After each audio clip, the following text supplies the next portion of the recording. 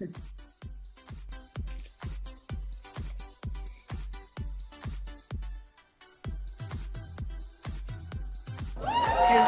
hello, hello. Thank you, my loyal listeners and followers, for tuning in to another edition of Buckle Up with Bershan, the Warrior Edition.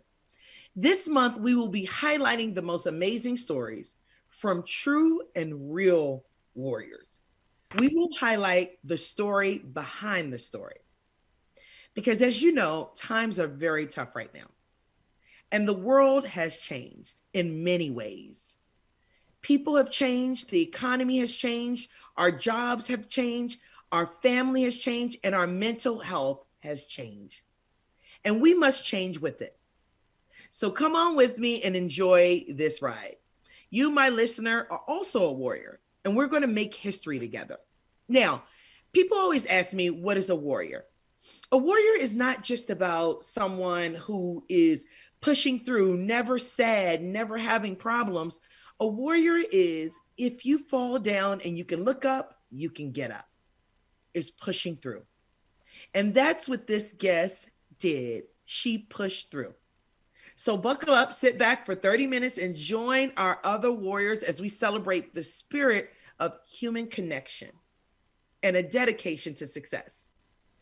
Now, if you don't know me, I'm Bershan Shaw, international motivational speaker, business life coach, CEO, and tech founder of the mental wellness app that's coming soon, You Are a Warrior. www.urawarrior.com. Nice. The reason I wanted to do this is because we have stories that we don't share. We're embarrassed. We're afraid. We want to make it seem like our life is okay when it's not. And this beauty queen right here, Orianne Collins, is beautiful and amazing and has a story. Welcome. Thank you. Thank you so much for having me. Yes, how are you? I'm good. I'm the sky is a bit gray in Miami, Florida, but it's nice, winter is coming up. So it's not like in Switzerland where I come from, where it's all snow and cold. So I got the better deal. Well, I got to tell you, Miami is a great place to be because at least it's 70, 80 degrees. And I'm up north, New York, DC, where it's like 40. So now, so I want the audience to know who you are, Orianne. Is that how you pronounce it? Orianne, yes. Orianne, that's so beautiful. You're from Switzerland. What part? I'm from Geneva. So it's the French part of Switzerland. Okay. Yeah. So my mom is Thai, and my dad was Swiss. So I'm a half Thai, half Swiss. Oh, I love that. Well, I've been to both places. I've been to Phuket. I've been to, I love Thailand, Bangkok. Yeah, and I love Geneva. I ski in Stad for New Year's. So I know. Nice. Super nice. It's I miss the fire and the snow. That is what I miss here, because I moved here 10 years ago, and that's the only thing I miss. But I like to go there and visit and enjoy, Oh yeah, I know. I love it. Now, what brought you from Switzerland to America? Well, because I had a store on Madison Avenue for 7 years. And I was deciding, if I'm going to bring up my children in New York or Los Angeles or Miami or whatever, So I was looking for houses. And there was one house, so you're going to laugh, but there was one house that was not on the market. And I say to the realtor, I said, well, I want this house. And he said, well, it's not on the market. I said, well, find out if we can buy it, So anyway, I left, I came back to Switzerland, and then a week later, he called me back and he said, the house is on the market. Do you want it? But the only thing you have to know is that the owner of the house is a dog. I say, are you kidding me? He said, yeah, it's the dog. He inherited from his owner all the wealth of the woman. Oh. So I had to buy the house from a dog. So it's a real story. But I was like, it could only happen to me. I bought from a dog. It Oh, was the Postner family, you know, very, very important family in America, the Postner family. yes. And when the husband died, he gave all his fortune to the wife. And then the wife have a kid, but she had a, you know, she fell out with her kid. So she gave all her money to the dog. So I had to negotiate with the, Oh my God, with the the dog. dog Oh, and bought the house. oh So that's my God. how I came to Miami with a story that I could only have. So yeah, so I moved like 10 years ago, and I'm actually a jewelry designer. Mhm. So I have my own brand since 2007, and I design for lots of different people like Van Cleef, Cartier, along my career. And I decided to open my own company and my own brand, Orianne Collins Jewelry. Yeah. And I design for women, men, and children. So I have like about 11 collection for women, so it's for all type, you know, you could Uh-huh. find anything you want, from the most simple you know uh ring Yeah. to very expensive cocktail ring, very Oh, extravagant, okay. I need to look. Well, let me tell the you, I'm a jewelry limited. lover, jewelry lover. I mean, I change it up. So I looked at your stuff and I think it's so beautiful. So I need to talk to you offline because I'm a jewelry lover. Yeah. Right. And so So, that's beautiful. So you bought your house from a dog, and did the yes. lawyers negotiate it or did the dog? Of course. Well, apparently it was the dog who decided. So I didn't meet the dog until later, because the dog can't walk on concrete, because in case he's, you know, something happened to his paws. So he's in a is like in a carriage, and Okay. you know, a stroller that's, and he has someone that walk him up every day. You know, it's a crazy Oh my story, gosh. but it's true. But you know, I'm black belt Sir Dan, so mixed martial arts. So I was doing lots of boxing exhibition, Uh-huh. and I went in Paris to do an exhibition during the martial arts exhibition that they have with 17,000 people, and I was doing it in front of the first student of Bruce Lee, Jesse Glover. So we trained all day. You know, we were, Okay. you know, everything was fine. And then when we arrived on the tatami the night off, I don't know, for some reason, he gave me a real one. And I heard my neck go. So I was like, oh my God. While And you I, were training, while you were while training. we were doing the exhibition, you know, we were in front of 17,000 people, and he gave me a real one. And my neck went. And I was like, oh my God. And I could not feel my right arm anymore. You know, it was like, and so I continue. I finished the exhibition. I came out. I went to the doctor, and he said, "Oh, you must have trapped a nerve. You know, Hold caught on, a hold on. nerve." Were you screaming when this happened or no? You didn't think so. You weren't screaming. No.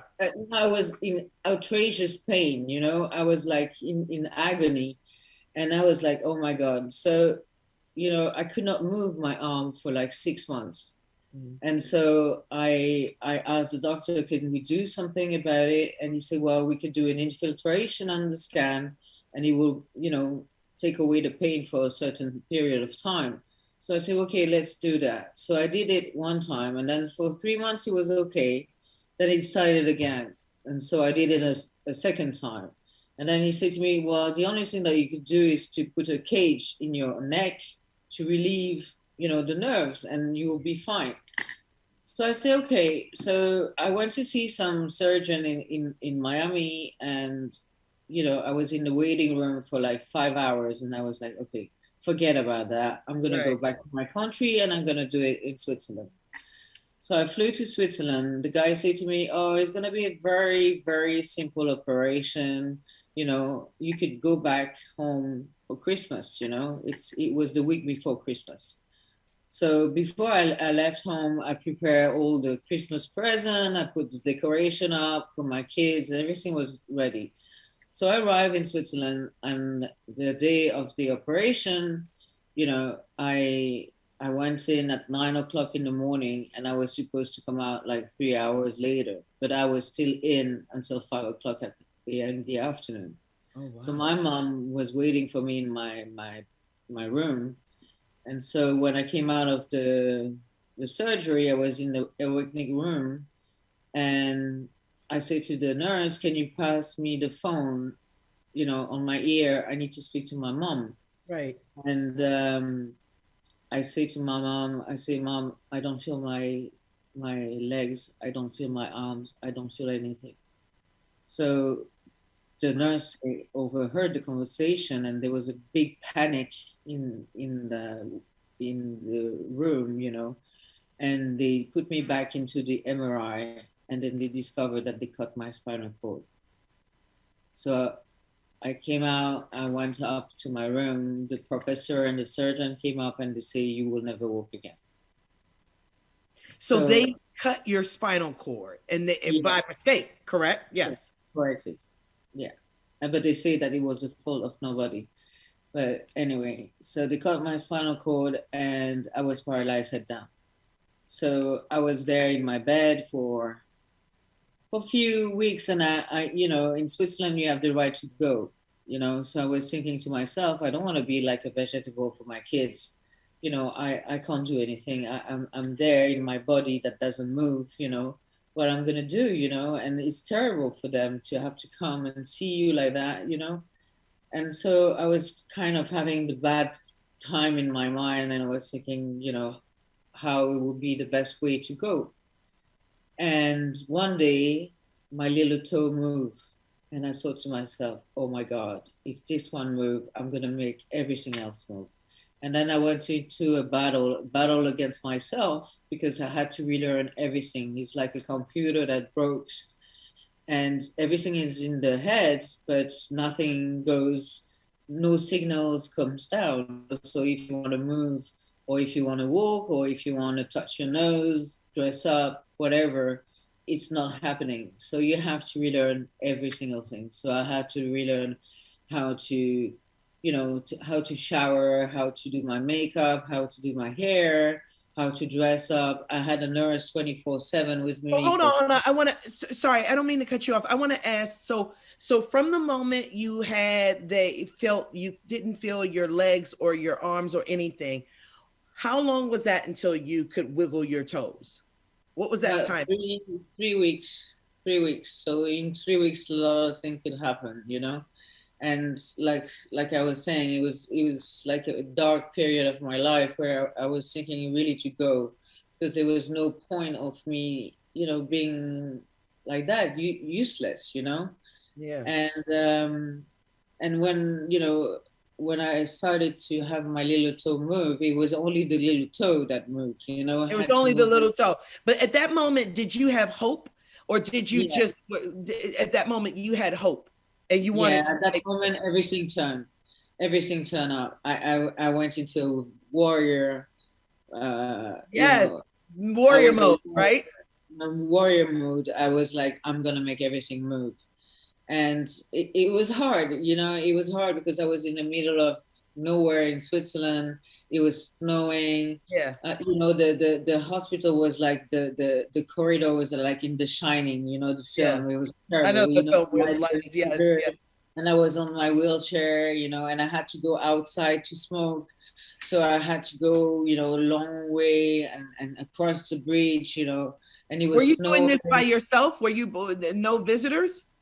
There was nobody because I was in Switzerland, and my kids and my husbands were in Florida, and they could not come to see me, and so I was on my own. My mom was the only person that was there that come to visit me, every day, but I was on my own, and it was terrible. It was like you're facing yourself. You like in front of yourself thinking, okay, now I'm in front of a situation where I need to do something about it, whatever it is, but I need to do something about it.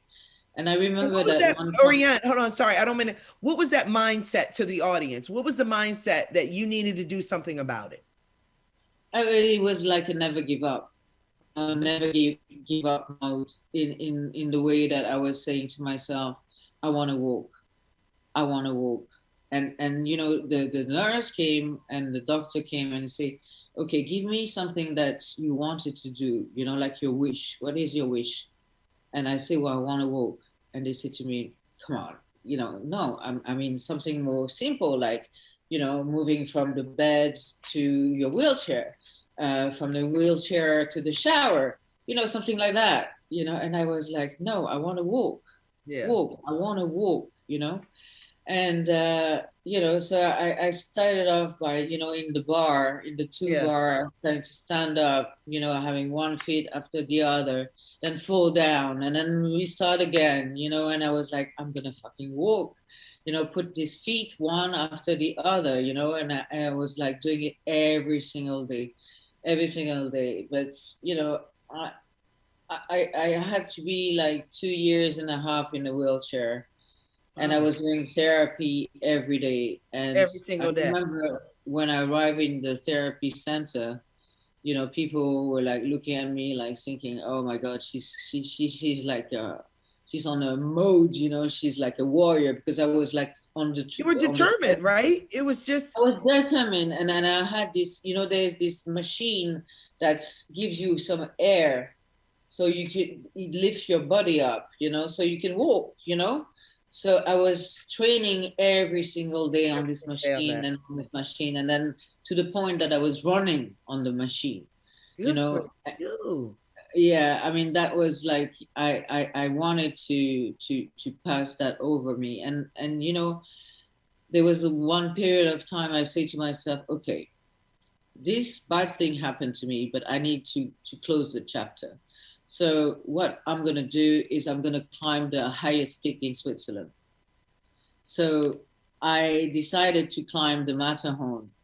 So I trained for a year. You know, I was training, you know, going in parking lots, going up and down the stairs. You know, people were looking at me like thinking, well, she's crazy. But I was like going up and down, up and down, up and down, you know.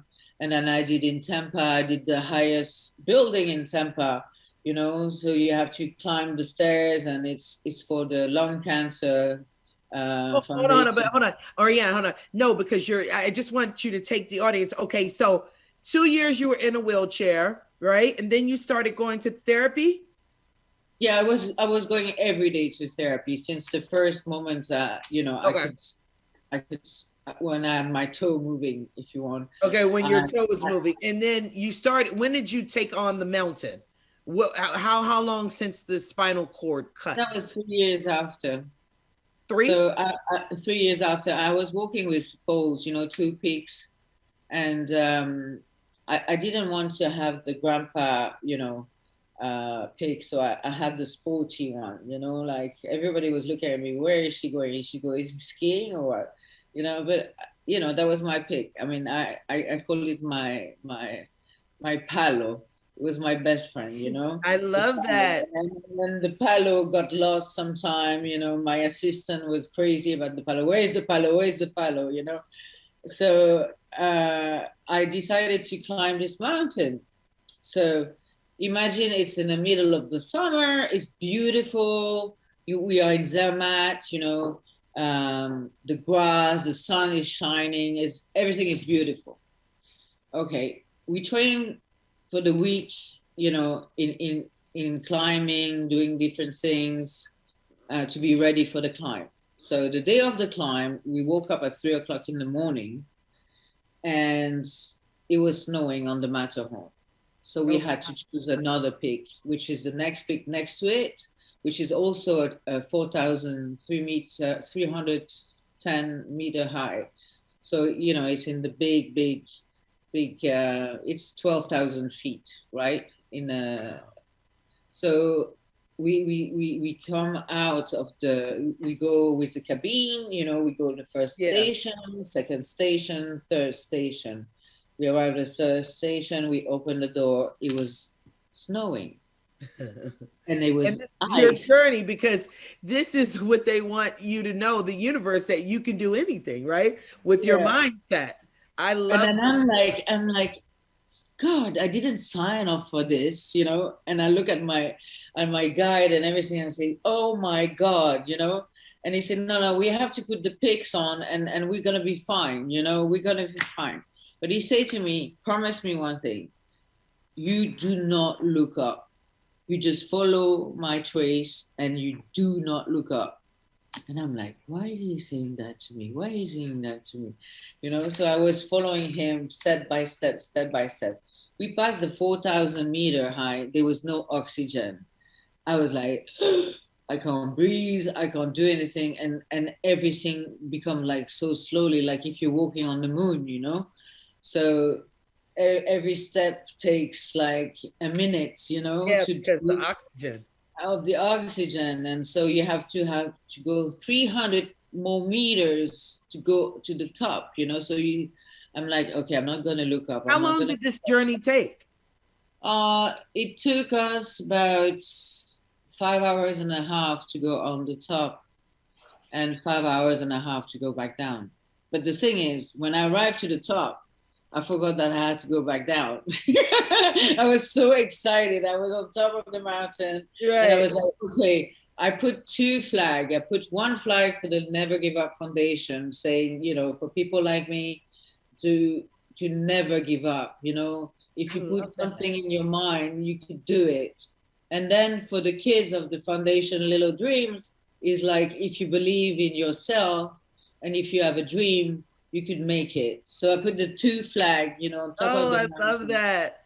And I was like, okay, I put all my luggage down, and then the guide say, okay, for the first part, the 300 meters that we did, you know, which was terrible. Yeah. He say, I'm gonna attach you, and you're gonna slide down. So we both gonna hold you on.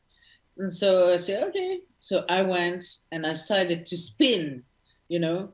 And you weren't afraid? You were not? No, not at all. I was like a kid. I was like laughing, crying, everything. And so I was spinning, you know, and I said, well, I don't do it in purpose. What do you think, you know? And he said, just go straight. So we went down, and it was very fast. And so I didn't need to do the 300 first meters, but then I had to walk all the way back, you know, to the cabin.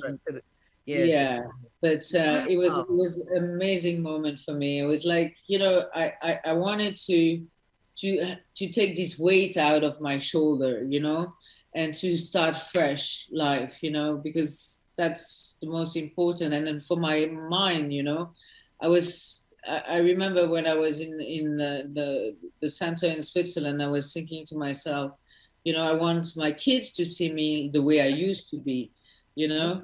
But like now, you know, I see it now. It's been 7 years that all this happened, and I need to walk.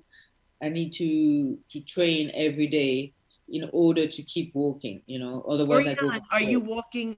Are you walking fully? Are you walking? Now I'm walking fully, so I don't have any more palo like I used to have. So I'm walking without anything. So it's good. But I need to continue train every day in order to keep up, you know. Otherwise, I go backwards, because now I have a syndrome called the Brown-Séquard cord syndrome. One side of me is partially paralyzed, and the other side, I don't feel the heat and the cold and the pain. So this came from the surgery, or came from just it came from the surgery. So that's what happened after the surgery. It's a syndrome that I got, and then I got it for life. But it's not very easy in a day-to-day life, because, you know, for example, if you go in the shower and if I go in the wrong side, I could burn myself and I can't feel it. When I cook, you know, I could put my hand on the burner, I don't feel it. So I could cut myself, I don't feel it, you know. So it's an adaptation that you have to do every day to yourself.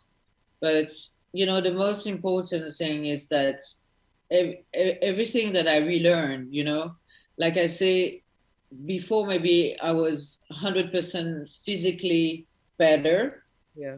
But now I'm 100% mentally better. You know, because I love that. You know, I have this warrior spirit, and it helped me to overcome, you know, this obstacle in my life. I mean, it's like, honestly, it's like your life is taking off from you from the one day to the other. So that's why, I created this foundation, Never Give Up, to help people that have spinal cord injury, to help them in the first 3 months of recovery, because it's the most important period of time that you could really You could do. make something, And you could do it. And Orianne, you definitely are a warrior because you have the mindset, you've been through something and you've overcome the situation. But in all of this, it's your mindset. But think about your mental health. In order for you to dominate this and walk again and live again, you had to want to do it. You said Yeah, you were determined. You said you had to persevere. And that's what this is about. This exactly. warrior edition is not that we don't go through trauma and troubles or challenges, it's that we push through. Yeah, you have to push through your limits, and every day pushing further and further. You can't stop at the point of saying, okay, I walk. No, I need to continue walking. I need to continue, I want to run. I want to be able to Look, do jogging. I want to be able to play climb tennis. Mount Everest. Exactly. Whatever. I put in my mind that the next year I was going to climb the Mont Blanc, which is the highest peak in Europe. So I'll do that with you because I wanted to do that. I could do that. So, I've been wanting to do Mont it's a Blanc. great journey. But we because of the pandemic, there was so many people Yeah. that wanted to climb it. So I think next year is going to be better. And I think that is a nice climb. It's a very nice, lovely climb to do it from, To the top. the mid uh, the mid part of the climb. You go in the refuge there, and then you can go up. And I think it's a nice journey that will take, I think, about 5 hours to go to the top. And I think that is something that I want to do. I love this. I mean, listening to your story, I'm launching a mental health app called You Are a Warrior, and you are definitely a warrior. I would love to feature you in your story. I mean, this is amazing. It's about real people, real stories going through real things, right? And Yeah. it's about because we never hear the story. We never hear the story behind the story and how someone got better. You're just a beautiful woman. And I'm like, oh, what a beautiful woman with a beautiful spirit. And I'm looking at you and I'm like, she's drop dead gorgeous. But no one really knows what you've been through and how you've overcome it and what you're dealing with now. Yeah. And I think that, the thing that really helped me is the fact that I was doing martial art, because martial art give you like, the warrior spirit, and to never give up, and to always push through, all the boundaries in your life, to push all the barriers, and to be able to be yourself. But I mean, you have to understand that the first vision of yourself in a wheelchair is not something very beautiful to watch. And I always remember one thing, because I was training with handicapped kids back in Switzerland. And the first thing that we do in martial art is to breathe. So most of the time when you are sitting in a wheelchair, you're down like that and you don't breathe.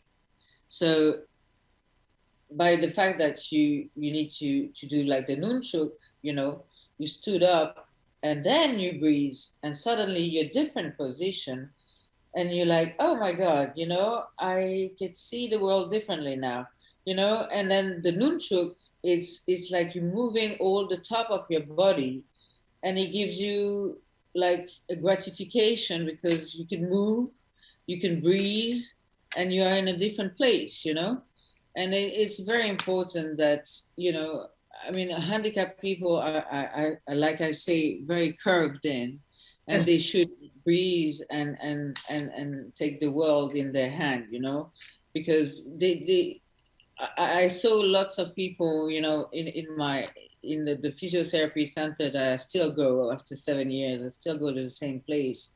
I became their mascot, because they saw me arriving in a wheelchair with 2 stick, with 1 stick, and now I'm walking, So For they like, you. okay, if she could do that, I'm gonna do it too. So I have some of my friend there, he has the same symptom than I have, but on the left side, and I have it on the left side, he has on the right side. So the other day I decided to walk the Miami Marathon with him, and I was pushing him, and we did the 5K. So I had, you know, my trainers, I had my staff was there. My son, my older son, was there with me, and we did this 5K with him in the wheelchair, and I was pushing him behind, and we made it. And he said to me, every time you come up with a silly, you know, like the most weirdest idea you come on earth, but I love it. You know, I just love it. And then we did I it, love and this. we just passed. We just passed the final line in the like the 2 seconds before it was that we were going to be disqualified. You know, Oh so my we just gosh. made it. We just made it. Great. We were running. We were running the last 100 meters. We were running. You know, to go to be To get sure there. that we arrive on time. You know, it was crazy, and I Yep. was like, my legs was like on fire, and I was like, oh my god, you know, and pushing him, you know, to the limit. So when And well, what you're showing everyone is that you can do it and never give up. And I love this. I want everyone to understand the Never Give Up Foundation. yes, so Yes, I mean, it's so important that you're teaching people to have hope. And without yeah, hope, you die. So no matter what, Orianne, you had hope. Can I ask one last question? tell Because me. this story is just so inspiring to me. Like I said, I would love, I mean, I have to talk to you offline to be a warrior and to teach people. We'll have millions of people to hear your story.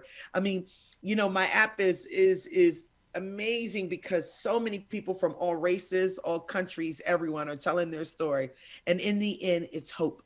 How did you now your boys? I know you were married to Phil Collins. Are you still married to Phil Collins, or you were? No, I've been 24 years with him, and it was, you know, a long chapter of my life. I mean, more than half of my life, I've been married to him. I got separated from him back in 2007, and then I came back with him again. Um, and we separate 2 years ago. So I have two sons with him, Nicholas and Matthew. Okay. Nicholas is the drummer of Phil, Okay. and for Genesis and for his own music. So my son is a fantastic drummer. I love it. And my middle son, Matthew, is in Germany. He's a soccer player. He's training in Germany, so he's a very very good soccer player. So he wants to become a professional. So Soccer. he's been in France and now in Germany for the past 4 years. So he's, you know, he's totally dedicated in soccer. And you met Phil, did you meet him in Switzerland or America? So I met him in Switzerland. It was a very funny story. I was working for Capital Venture Group, and my boss came in my office, and he said, "Well, you have to go to the airport and meet someone, and you have to stay with him for the next 3 days." I'm like, "What?" He said, "Yeah, you have to stay with him. Whatever he wants, whatever he say, you have to do it." I'm like, God, I have so much work, you know. No, you have to go. So I arrived to the airport and I'm waiting there. And the plane arrived. He landed. He comes out of the plane. He passed in front of me saying nothing. And I'm like, oh my God, I'm going to spend the day with this person who didn't even say hello, you know. Oh my God. Anyway, he comes back out and he said, oh, I'm so sorry. I needed so much to go to the bathroom, you know. I said, okay, fine. So we go in the car and we start talking and talking and talking and talking. And he said that he fall in love with me from this trip on from the airport to the hotel. So we arrive in the hotel and he said to me, well, you wait for me until we go to sound check. And so I said, okay. So I was waiting for him. So he took me from sound to from the hotel to the venue. and he said to me, "Can you help me with the French? Because I love to speak to the public, and say a couple of words in French, to say welcome and everything." So I said, "Okay, no problem. I You fell help in you." love then when you speak French. When anyone speaks French, you fall in love. And so what was funny about all this story, because it's a very funny story. So um, I I was in the venue and I was waiting, because that's what my job was, waiting for him to tell me whatever he wanted. So they were looking, he needed to finish the translation in French, but they didn't find me. But they hide me from him because the promoter and the manager of the tour at that time fall in love with me and wanted to keep me for him. So they say, no, she disappeared. And he said, no, I can't start the concert if I don't finish the French with Orianne. So they had to look for me in the venue, and they found me, of course, because I was there. And I finished doing the translation. Anyway, after the concert, he said to me, "You wait for me and you take me back to the hotel." I said, "Okay, no problem." So I was waiting next to the backstage, for him to come out. And he didn't find me. So he went back to the hotel. And then he called the venue and he said, "Where is Orianne?" And I say, "I'm here. I'm still waiting for you." And he said, "Oh, you know what? I took your jacket that was in the car. So if you want to come and pick it up." I said, "Well, not tonight." I know that. I said, "Not tonight. I want to go back home." And anyway, so the next day we arrived there, and I received phone calls like crazy to my office. He fell in love. Can you come? Can you come? And I was like, I'm 21 years old. I don't want to be with a pop star that's in all the cities, kind of the groupie, I said, "Oh my God." So I was like, no, I can't come. I can't come. Anyway, I came out of the office. My boyfriend at the time that was over with him came and was so mad at me, punched me in the face. Oh, wow. So Phil was like, "What did he do? I'm going to send you somebody, to sort him out and everything." So the story doesn't end up there, because I was like, "I can't come." Well, how does it end? We gotta wrap it up. I love it, but how does it end? Did you what was the ending of it? Because this is great. The ending of it, I arrived at the hotel. It was midnight. In the meantime, my mother kitchen burned. A lot of things happened in the middle. It was so funny. But anyway, I arrived in Lausanne, and then we got married in the same hotel. How many years later? 6 years later. 6 years later, we got married. We stayed together 6 years. We got married. I was 26. And then I had my first child when I was 28. Wow. You are so amazing, Orianne. Oh my God. I just love everything about you. I love your spirit. I love that you're a warrior. I love that you can push through. And I love that everything you're talking about is giving back and helping and being determined to be the best you can be. I really do. And your jewelry is amazing. So for more information about Orianne Collins, go to OrianneCollins.com. She's amazing and has a story. Thank you. For next time, come back to Buckle Up with Bershan.